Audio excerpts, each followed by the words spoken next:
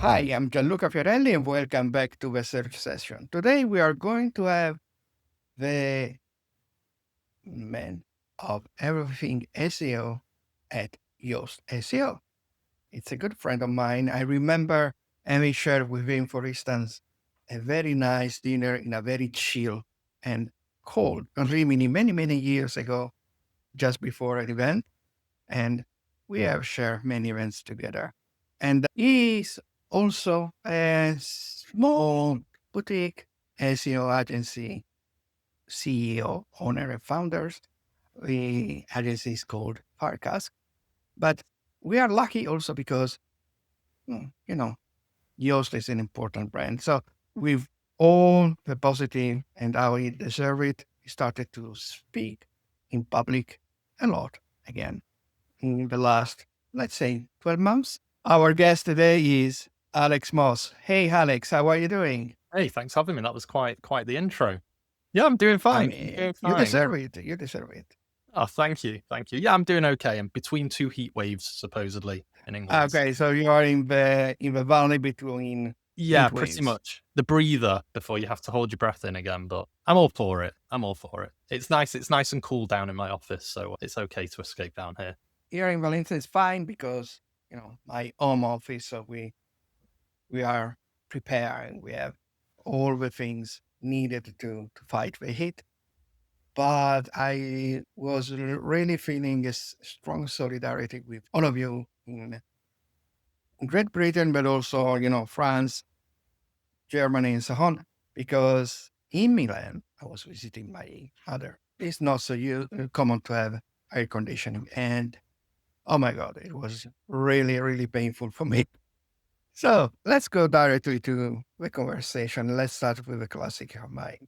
How is SEO treating you lately? Weirdly, right? I feel like No, it's yeah, now in this last 18 months of I mean, craziness. I feel like it's been good and bad and confusing, but also hopefully getting towards some clear light on where we might be going as SEOs. You know, what role we play in businesses. That I think may be the thing that not a question most, but the thing that may shift alongside what we do day to day is where we fit. But I think it's an interesting time. There's lots of cool stuff. I feel like also a year ago, I used to say that maybe it'd take about 12 to 18 months for the dust to settle. But I don't think there's any dust settling at the moment at all. I think we're just in a weird place still at the moment. And now I can't say that in a month that dust will settle. We're living in a time where, Fable's gone away and now it's about to come back. And then there's like, what is it going to do for this next level of Or engagement? ChatGPT, the new one, 5.6, Yeah. which was announced but immediately blocked by the government.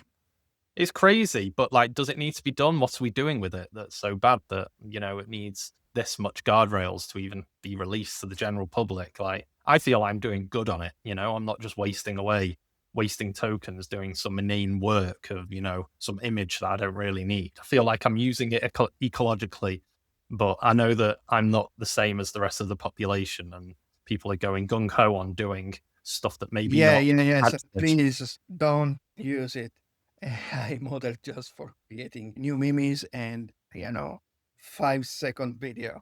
Yeah, yeah. But with SEOs, I mean, it's weird because we're now. I feel like a year ago, maybe there were a lot of people in denial that the 10 blue links were disappearing. Now, the 12 stages of grief, or however many there are, like we may be going beyond that. And I don't see them often. I do sometimes, but I know a year ago that my usage on traditional Google search was way more than it is now. Now I hardly go on it. And if I do, it's the very quick bits of information where I know that blue link will get to where I need just really quickly. And I don't need to wait for an answer from an LLM or to give it. Yeah, I've noticed myself that usually this is how changing, because this is, as you say, it's continual change of behavior. Maybe this is the most important things that happen during these 12 months, 2 years. It's the change of a search behavior. For instance, now when I search on Google and I want to see blue links, I usually do a sort of site search. It's not really a site search, but I put the name, for instance, of a a website and then a set of a query in order to, because let's say, for instance, search engine land. I know that in search engine land, people has talk about this, but I don't remember who, I don't remember what is the title, and I don't want to see results from other pages, so from other websites. I know that it's better not to use AI because AI maybe is going to propose me, incorrect URLs and so on. So I prefer to do this kind of very long tail branded searches to retrieve by myself the sources of the links so I can. But yes, like you, if I have to ask, the classic random question that pop ups in your mind, I maybe use Google, but I write it as it was a conversational query. And so I directly look at AI overview, and because of mobile, you expand the answer is substantially a mode. I'm fine usually with a mode and continue with eventually the conversation. Yeah, I get what you mean with some hallucinations. Like as you were saying, when I use Google, I was thinking, what do I use it for now? I use it for things like, cinema times. They're usually locally based, or I need to do something right now. And lastly, doing my own research, getting a restaurant menu. I may see it in the AI overview, I may see it in the GBP profile, but I still don't know if that's actually the source of truth and that maybe I should go onto the website, check it out, that kind of stuff. But we're doing our own research. That's what we're describing. Yeah, Doing that our own kind of research. local search or very transactional searches. Yes. because everything transactional is not there yet for LLM. And despite all the attempts of ChatGPT Yeah. with ACP. So Yeah. I which mean, is it's a bit of a weird one now, isn't it? I mean, I don't know. I'm a bit of a maximalist when it comes to agentic commerce. I believe that that's going to be normal place in the future. And that whilst we can't trust it now, it's just reminding me of the run of ecom when that first came out and just general mass adoption. I look at my parents and they now trust Amazon as someone's put their credit card into. But like they're so old fashioned, but that they're not the edge. They're edge in our lives. They're an extreme in our lives, But really, in reality, that's who the average person is. So I always see it's interesting what they do and don't do.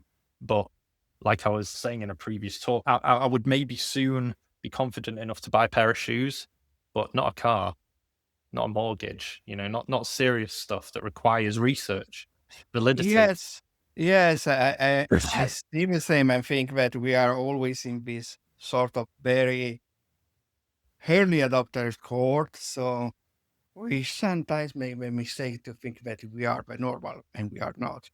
And I also see it, for instance, here, but it's really depending on what people is searching, Mm. the age of a person. I mean, my mother just searched for in Google. That's all. My wife depends. She normally search on Google, but she normally use things like, searching on Instagram or things like this, especially when it comes to a recommendation for new restaurant to try, new bars to try, and things like that, or for fashion, because Instagram is so personalized on a tastes, for instance, in fashion. But when she's searching for inspiration, especially, and she's searching directly on Instagram, which is a quite weird way of searching things. Because For us it is, but for a different generation, that's normal place. How no, no, like no, no, yes, but it's a weird because of the kind of search result. Like, let's call it search results. It's weird because then you can what she does, and could be an interesting new vertical. I don't know. IEO, Instagram Engine Optimization. I invented a new one, and don't because invent you another can choose acronym. to follow profile, to see just post, to see reels, and so on and so on and so on.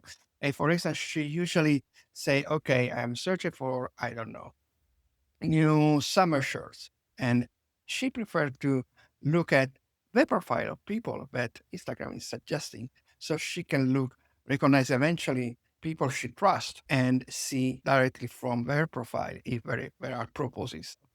We're in an And echo then chamber. and then eventually she goes to Google for finding if there is the possibility to do a direct typing search.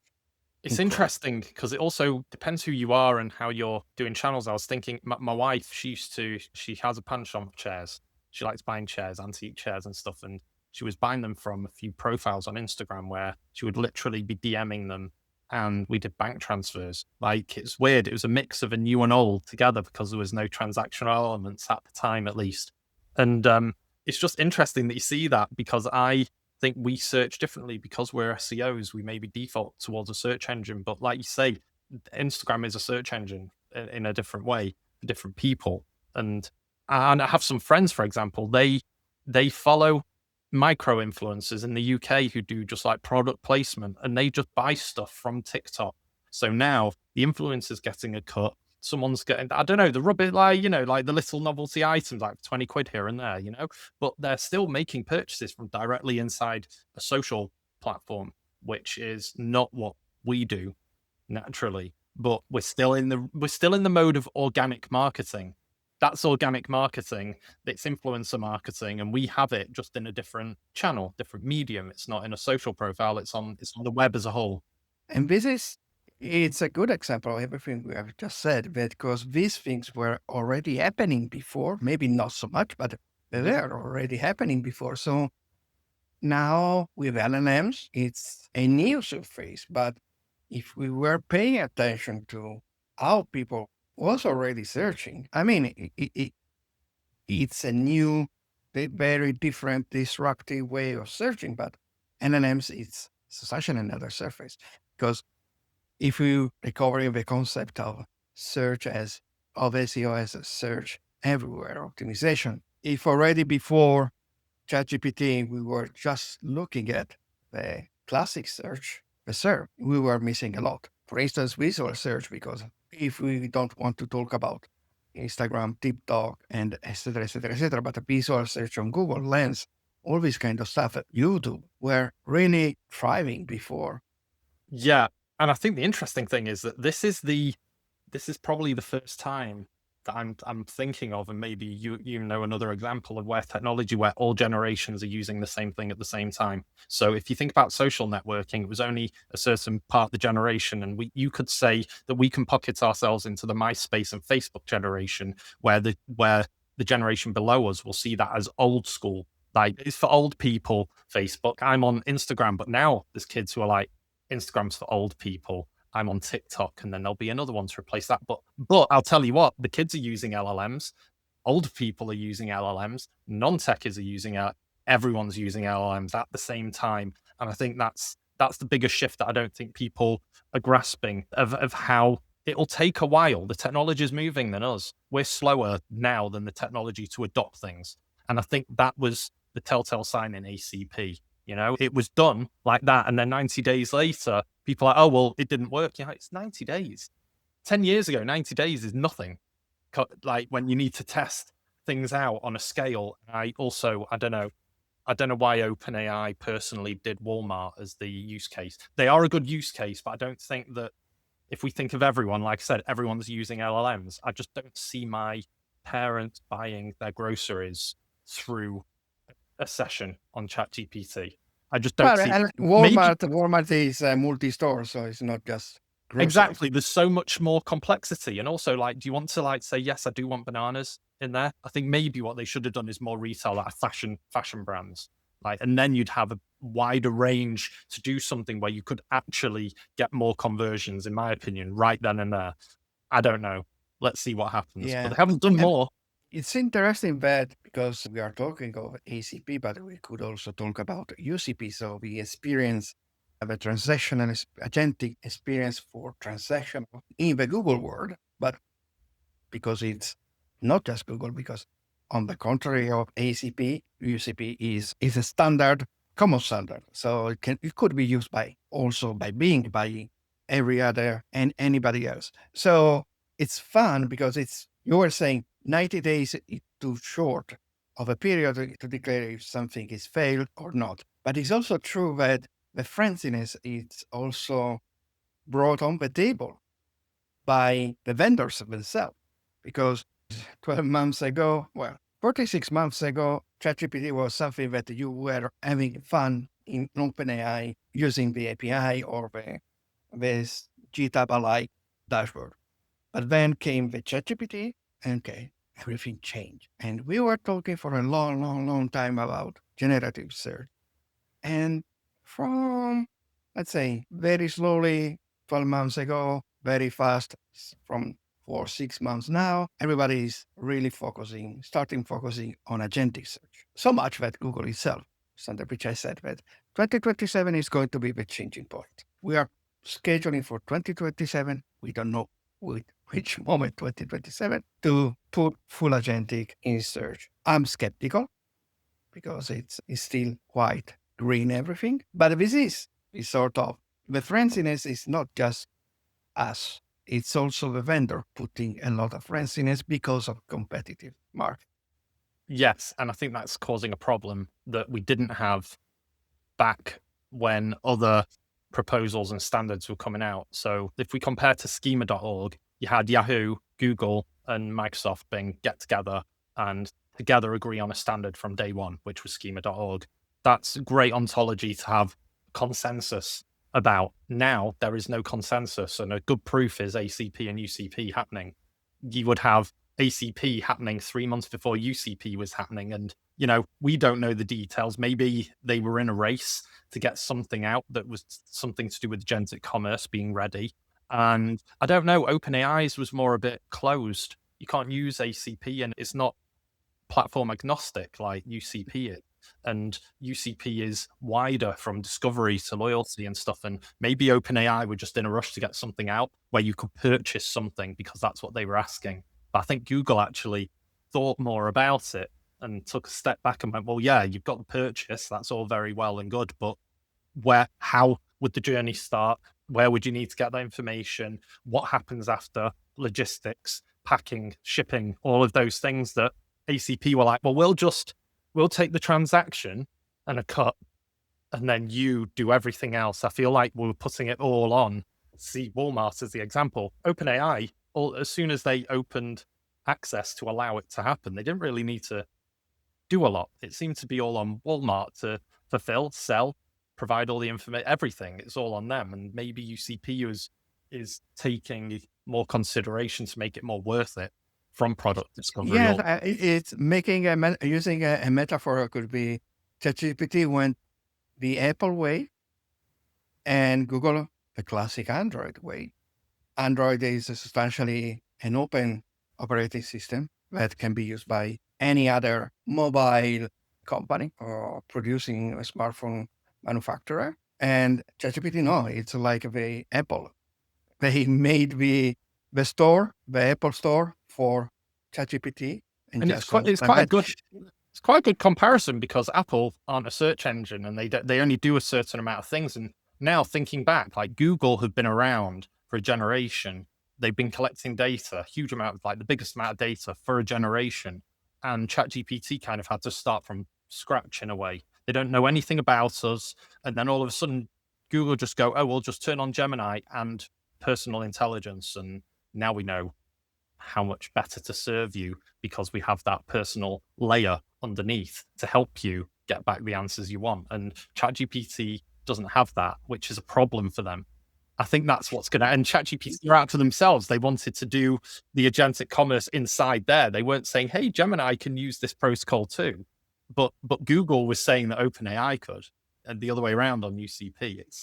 Part of it, Google has the advantage, but substantially UCP is just a couple of things in order to connect your database and eventually make it sync again. Even if many people, for instance, product are really pushing and talking about Google Merchant, but I see not so much attention, especially when it comes to e-commerce SEO, how much central has become Merchant Center and the feed. Yeah, but to commerce, it is going to be the central hub for everything because it permeates through all of Google's properties. So if you were like Schema's good, right? But Merchant Center adds that layer, things like GS1, everything like that you would compile, get all ontologies to make sure the truth is really, really accurate and you don't have a bit of semantic drift. And talking about Schema and Merchant, just a curiosity, EOS really push high the bar for everything schema with a recent month. And there are any plan to combine, because they coexist, they schema sometimes feed merchant center and sometimes merchant center complement what has been proposed in the schema. So is Yoast also maybe for the WooCommerce part, considering this, or because Yoast is also collaborating, creating stuff for Shopify. And Shopify is one of these platforms constantly contributing and working along with ChatGPT and Google for Agentic. Yeah. Well, Shopify have the Merchant Center connection directly with Google, so we don't need to Yes. touch any of that. We add schema additions and all of that, and we allow for connections between certain variables which connect it together. With WordPress, WooCommerce, well, think about it like this. Merchant Center has more information that you can populate, as I said, but you don't need that necessarily for SEO. So, and we're only focused on SEO. And whilst it would be a nice to have to do everything Merchant Center-y, it's not in our interest to do it because it doesn't contribute towards SEO efforts. It's more of a paid and that another plugin solution, and Google more so will make sure that you can do everything you want to do to pay them what they need to be paid for ads and so on and feeds and all of that. So we're not going to touch Merchant Center specifically, but with Schema, we just want to make sure it's solid, and it is, and it always has been solid. And I guess in the last 6 months when we made the Schema aggregation feature with Microsoft and LWeb, that's probably the closest that would get to maybe a proposal for an LLM to ingest every entity and its relationship in one call. Aggregation, I think, is happening at the moment. You can see it happening with OKF as well. You know, the way that they're taking information that's already on the web and just making it really token efficient for an agent to ingest it.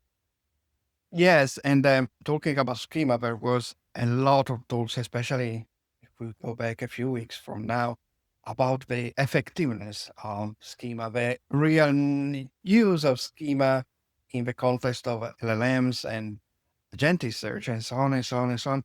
And don't you think that 99% of the discussion essentially had been based by a strong misunderstanding that Google caused when it started to talk about schema and structured data only in the terms of rich results instead of what actually are.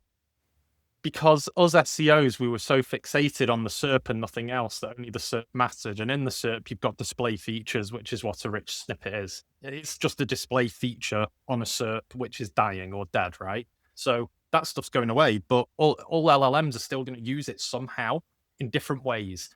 And I feel as though in the past, we've been so rigid to not only the SERP and what the SERP does, and therefore, do we need to care anything that happens outside the SERP or what affects it? Do we need to care about anything else around what we do, like a ranking factor? I think looking at EEAT, you remember there was, well, it's not a ranking factor, so I'm not going to touch it because I'm an SEO and I'm more interested in the FAQ rich snippet, right? And it's not a ranking factor, but it was, you can't even say it was a factor. It was a trigger to allow some potential more display than what it was if you have the default result, right? And that's all it was. But that doesn't mean that it didn't permeate other levels. Like I think Sunganthan, he did a post, which I'm sure you can share somewhere in the notes. He explains the 3 lives of schema, and rich results are just one of those 3. One's LLM ingestion and learning, and the other one's live data capture, so you can understand what's going on then and there. And I don't know, anyone who's skeptical on schema, I'm just going to, okay, disable it on all your sites and all your client sites. Disable it. If it doesn't do anything, what do you need it for? After all, stop questioning it, put your money where your mouth is, and disable it from all your sites and see what happens. See if there's semantic drift or not after that.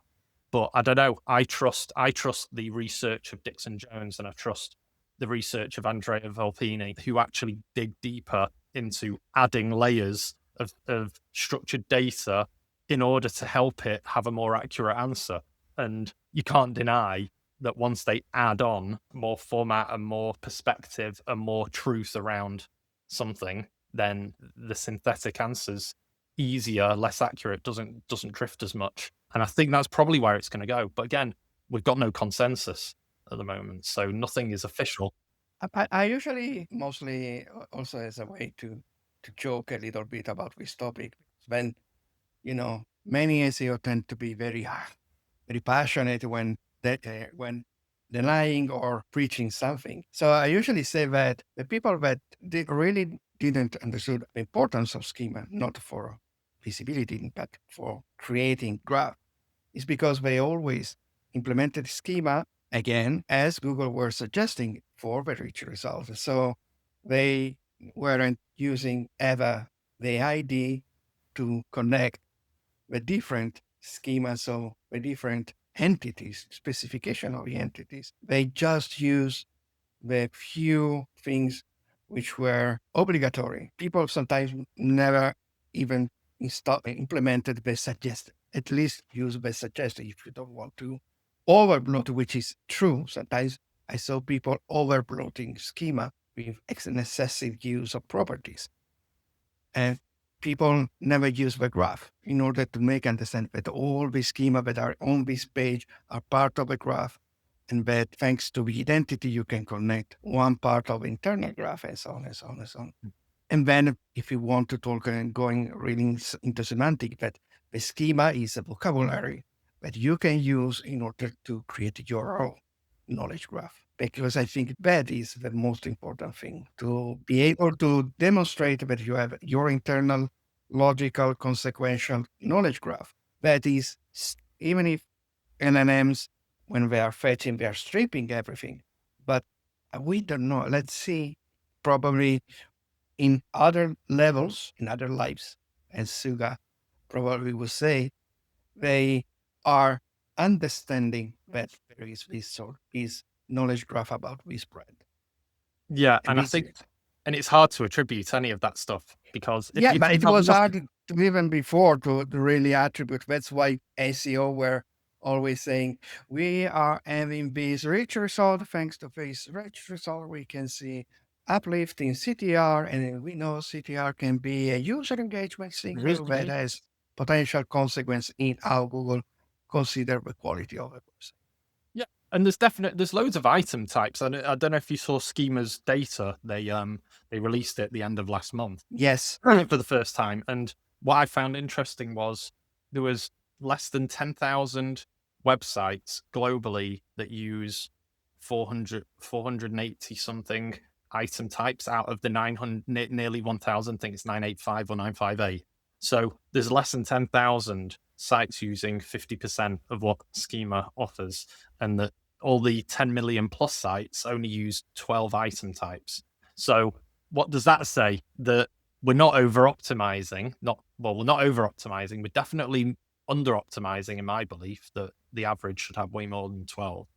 But maybe as things go on and things like WebMCP and ACP and UCP start to use schema more so, not just for ingestion, but for action as well. So schema actions are things that I believe will be used more.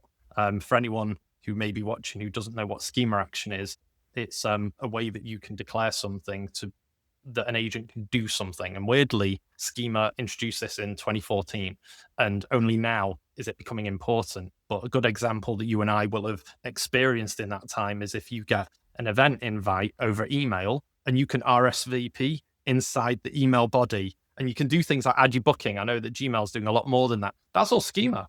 That's literally all Schema actions, which I didn't even know until I was doing my research into it more. It's like, oh my Another God. classic example was even if it is not exactly an action, but it's to make it understand, when we were able for the website to put also the possibility of search website in the rich results, which is now not available anymore, but it was.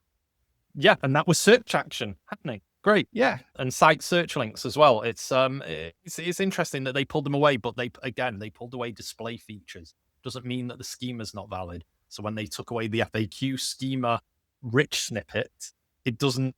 What I saw on X, some people are like, well, you don't need the FAQ schema anymore. You're like, why? It didn't say don't use the schema, and Google's really good No, at it was explicit. It wasn't saying schema is not going to be used for display anymore, but for all the 99% of a website was already so in 2023. Yeah, so it's I don't know, but they're still used. LLMs will still understand by looking that that's a question and this is the answer to that question. But again, some Yes, it's the people, same for the old classic auto, which was deprecated again 2-3 years ago as a yeah, rich result. yeah. And I think now it's our job to make sure that those things do happen, even though we can't report on it or attribute to it. So if we use the FAQ as an example, let's say I own a brand and someone was searching and I could be the answer, right, to whatever their problem is. I'm the solution. What if I didn't have FAQs in my site? I didn't think about it because I didn't insert them, or maybe I didn't mark them up. That maybe whatever that potential customer of mine is searching for won't see that because it wasn't flagged as an FAQ, and then they won't see the answer to it in there. But again, we're never going to know this. At the moment, we can't prove that actually having schema in the FAQs is getting pulled up in a better way. But I don't know. I feel like we should be insurance at the moment. We're insured. Like LLMs.txt is, to me, a really good example. It's got loads of discussion. People have been discussing it for way too long, and way more than it takes to implement LLMs.txt. The search department with John Mueller and Martin, they basically say it's not going to do anything, so don't necessarily do it. But then engineering and Google I/O will present a whole thing to the world with LLMs.txt specifically being said Yeah, to. I think that It's again, different things, different use cases. it's a problem. Google never was really good in communicating certain things, in my opinion. And in this case, it's a classic case, and that but we are trying now to correct, because in the really beginning, the search department was saying, no, LLMs TXT is The new useless. meta keywords, remember? Was useless in general. Then, okay. And we had all the fun, Mark Williams with the cat TXT and so on and so on. Okay. But then the developers, who are the ones, especially the ones you working on Chrome, so for the Agentic, I say, LLMs.txt is something that we eventually need. That's why it's in the performance of a page speed test for Mhm. for For like, Agentic. yeah. Yeah. And you say, okay, for the classic search, it's crap. It doesn't serve anything. But for Agentic search, it's a fallback for our agent to understand what are the pages that you really want to be noticed by the agent, and eventually to, along with other, things that we explain in a very good post about where Agentic was search work, and Google published it. And he was saying, okay, so we need eventually, in some cases, we do a screenshot of a page in order to understand the page very readily. And it's not only Google doing this, it's also Claude doing this. All the other LLMs are doing these screenshots sometimes. And then I don't remember another way for them to understand this sort of repository that you can indicate all the things about where their agent can find your agent in order to communicate together. So it's another architecture. It's not the classic search architecture. Yeah, but as an Uh, SEO, should we be considering those things? Shouldn't we be yes, obviously, considering because Claude? it's a search surface, and Yeah, it's a different type of search, and so we are targeting in that case an agent. So we have to make our website, our client website, work for being understood correct by both sides. and I It's think an it's essay, it's a news SEO job.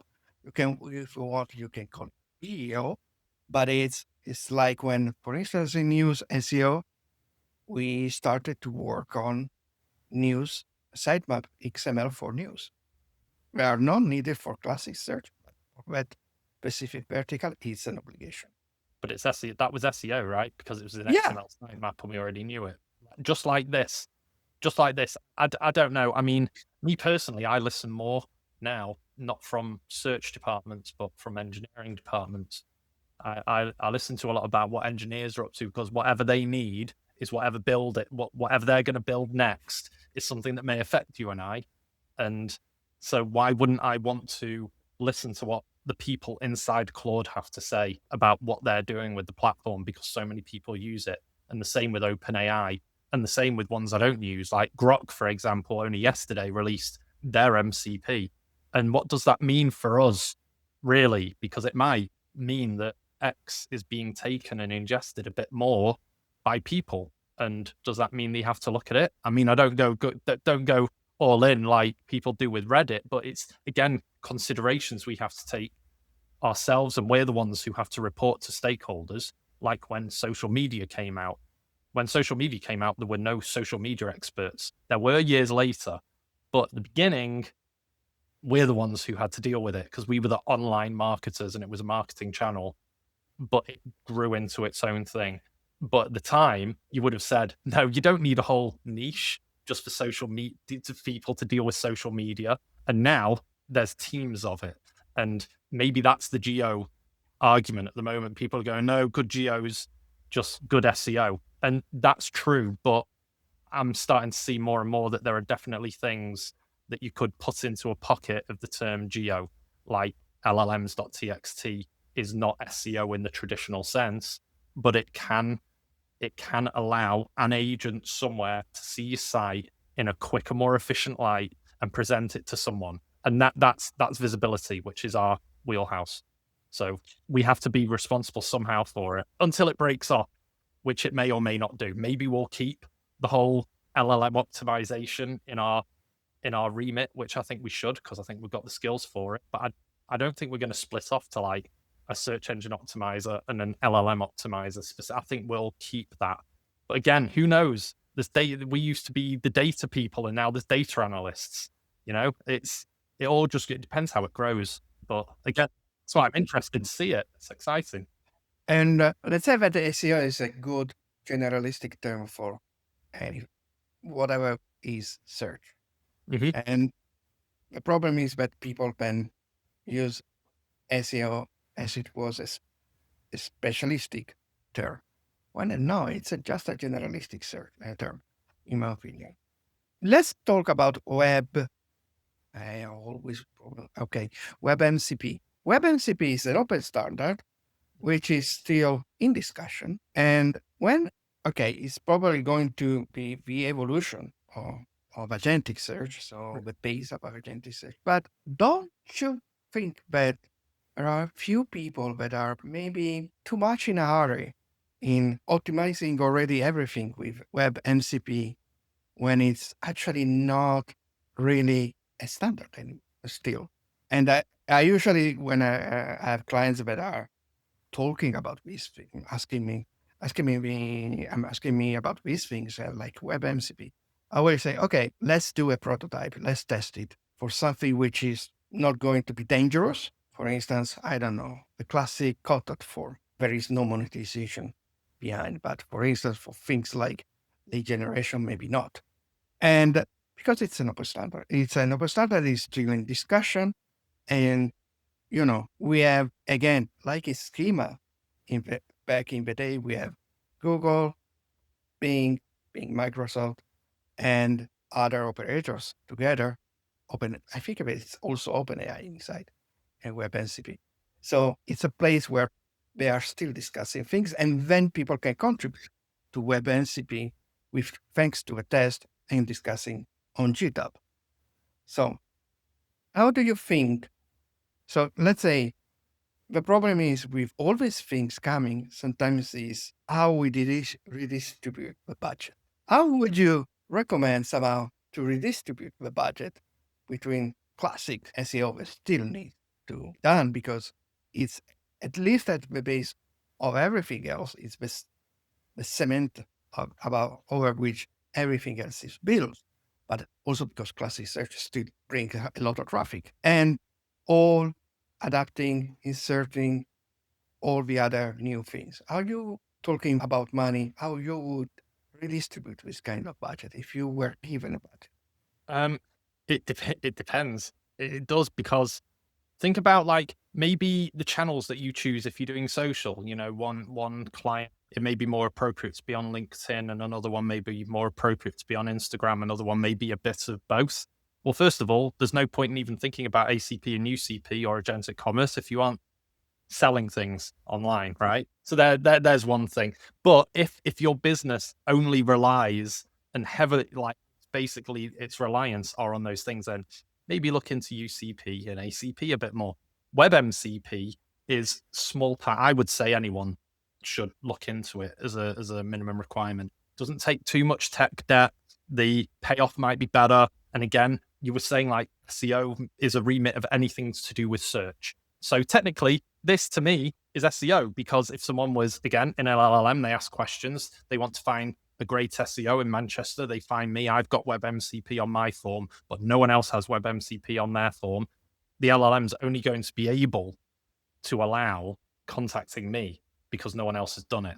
And I think that may be something to think about. Like, what's that thing? Is that form really important to me? Yeah, I actually just redesigned my site now, and I made sure that it was Agentic ready. So it has all of the shiny things. But again, it's insurance. I'm hedging my bets on everything that I can afford to do based on time, resource, and money that may be out there. Is WebMCP going to work on my site? Who knows? I don't know.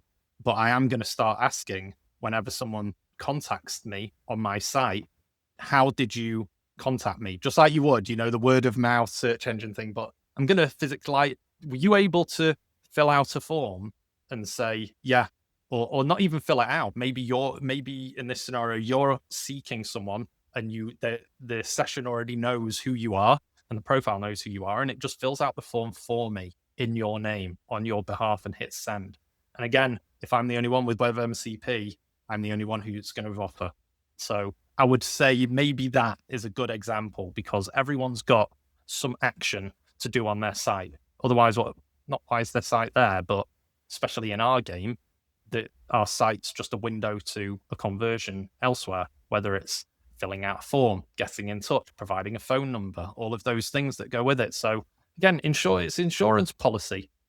Yes, it's totally agree. I mean, it's for things that it's a way to be the first, and not just to be the first because it's cool, but the first because so people, let's call it, using an allegory, it's technical branding, because you are using technical features in order to be visible with your brands, be in a place where maybe even bigger brands are still not so present. And so you are popping up, who is this guy?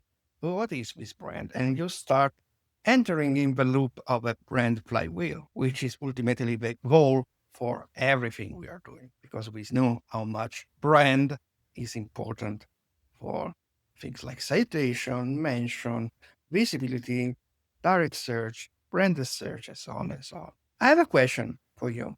In one of your talks, you were talking about mitigating ambiguity friction in vector embeddings. What do you mean with mitigating ambiguity friction in vector embeddings? And in terms of being practical or operational, what kind of technical process we should use in order to individuate if there is an ambiguity, and then how to mitigate it?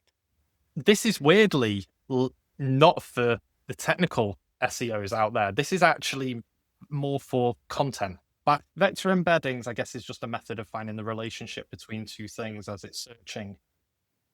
The more you provide, the more context you provide, whether it's in structured data or in the way that the content's formatted and structured and presented, is the more accurate it is, the less there is for hallucination, right? And now maybe part of our job as an SEO, is to make sure that we're showing up in the most positive light and the most accurate light. So now, again, even though it's content, maybe it's now in our wheelhouse a bit more that we need to be in charge of how that's output. Because if there isn't something really accurate, there's more of a cause of semantic drift. There's more of a cause of semantic drift. You may be not shown in the sentiment that you want to be. And if that happens, the person who's researching whatever they're researching may discount you because of something that may or may not be accurate. So now it's up to us. I think the slide says it's now up to SEOs to minimize ambiguity and hallucinations whilst increasing data integrity. And that's what we need to do. It's integrity, because if you don't have it, then the snowball effect of that drift goes bigger and bigger, and all of a sudden you're not even in consideration. And that's where an SEO is lost. But again, you're now reliant on more content, as well as the WebMCP. Great, you can do some action, but when it's ingesting the content to even get to that action to do something in the first place, that content needs to be presented correctly. Totally. And in fact, it's not my first time saying this here in the session. I always say that more and more one of the skill that an agency or client for freelancer or business company for when hiring someone in-house is to search if the person that is talking with for hiring has a very good governance skill. Because you say you can create or fix this content in this very exact moment with this good information, the good structured information, both structured in the content and in the schema. But then if there is no governance, the drift is a natural entropy of every website, of a story of every brand, because that data is going to be outdated. If you are not going to update it, if you're not going to change it, if you're not going to create new tables, new data, and new specification, all these are going to pop up in LLMs like zombie biting you and causing a drift in terms of usability and perception. So I think that governance is going to be one of the most important, not really soft skill, because it's not just a soft skill, but mentally, yes. But a big part of the work will go to this kind of supervision and governance of the owned data and cited data, because also content that we are going to share on third party side, we must be sure that it's going to be updated or so on.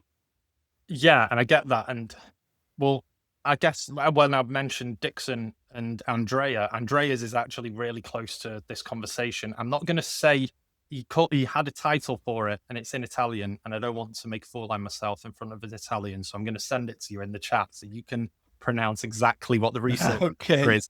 But he showed that frontier LLMs fall for the Okay, semantic. sangue e graphi, which is blood and graph.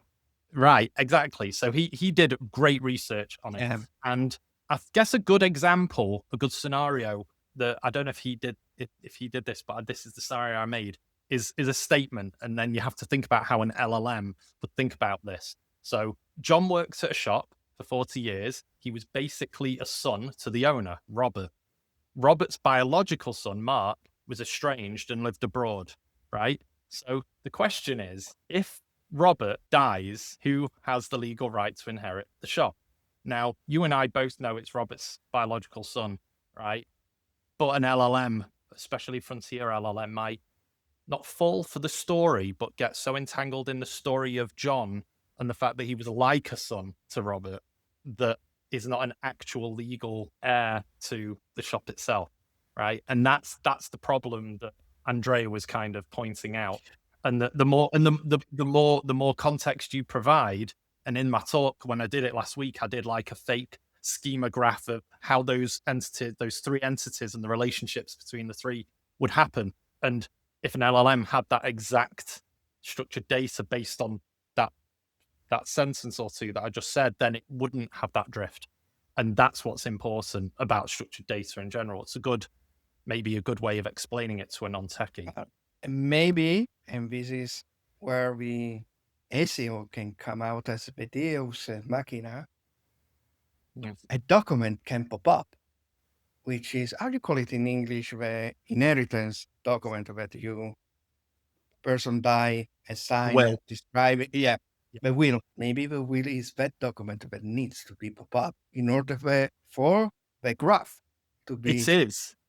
It is. That's true. But then you would need the will. What if you don't have the will? Like that's the structured data is the will, right? In this scenario. But if you don't have it, it has to interpret. And one thing we do know about history and disputes is that people interpret wills differently as well, or have Oh, disputes yes. over them in a way. Like, so even with the structured data, there's still an argument and perspective on them, but closing the perspective as much as possible. So the arguments in wills are usually about interpretation of what that thing says.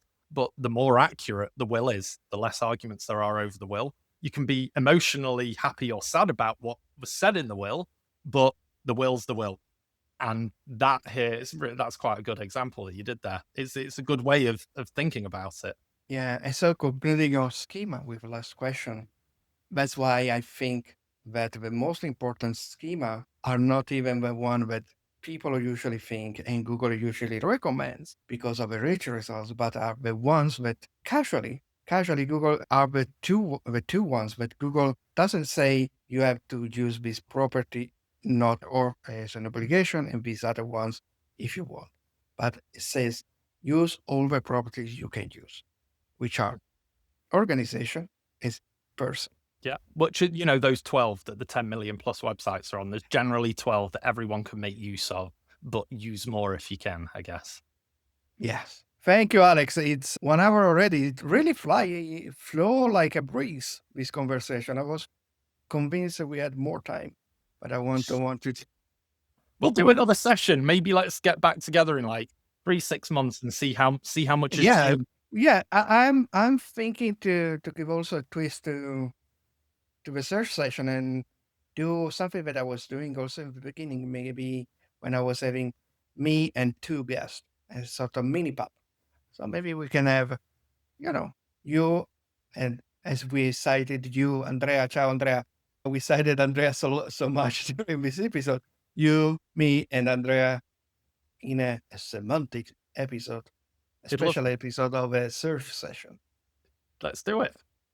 Two Cool. Italians and a Brit. What can go wrong? Well, you are half Italian because you still have your house, your No, I property in don't. Tuscany. I sold it, unfortunately. I had a child and realized that the apartment that I had wasn't very child friendly. But that brought back memories when you said at the beginning that we met in Rimini. And I remember after Rimini, I drove from Rimini to my apartment afterwards where my wife was, and she didn't know I was coming that day anyway. It was nice. It was nice. It was cold, but then it warmed up a couple of days later. But yeah, I miss it in Italy. It's also, although having an apartment makes you locked into going back to that place because you own it. And since I've sold it, I've been, traveling in different places, which is also Yes. Italy's Italy. You can't. Well, yes, Italy is Italy, and it's a place that beautiful place and so many things to see, not just to be bound to. Maybe when you're going to be the classic stereotype of a British retired man, Maybe. instead of going to Benidorm, can rethink going in some cool place in the Tuscany countryside. Yeah, it's nice. But yeah, no, not near Benidorm. But yeah, Maria was beautiful there. It was beautiful. Thank you, Alex. It was a pleasure to have you here. Thanks for having me. Anytime. And thanks to all of you. And please remember to subscribe to the channel, help us make it even more popular, and ring on the bell to be notified about new episodes that are going to come. Ciao, ciao, and thank you.